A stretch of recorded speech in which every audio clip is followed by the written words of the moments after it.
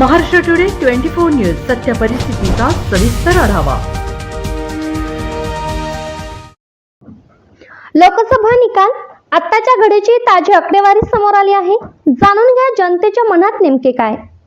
आत्ताच हाती आलेल्या आकडेवारीनुसार लोकसभेच्या 543 जागांपैकी एनडीए आघाडी 291 तर इंडिया आघाडी 230 जागांवर आघाडीवर आहे, तर इतर 22 जागांवर आघाडीवर असल्याचे चित्र आहे।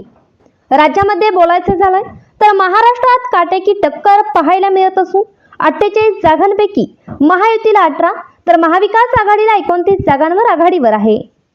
राज्यातील काही जागांची लाईव्ह आकडे। शिर्डीमध्ये भाऊसाहेब वागचौरेंची आघाडी कायम।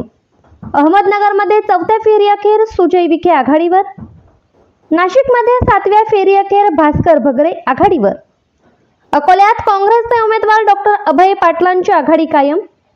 साताऱ्यात शशिकांत शिंदे 14,000 मतांनी आघाडीवर।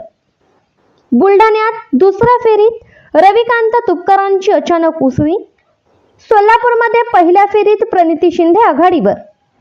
धुळे मतदारसंघात भाजपचे डॉक्टर सुभाष भामरे आघाडीवर। बारामतीत सुप्रिया सुळे केवळ 343 मतांनी आघाडीवर। शिरूरमध्ये डॉक्टर अमोल कोल्हे 60,000 मतांनी पुढे। भंडारा गोंदियात भाजपचे सुनील मेंढे आघाडीवर।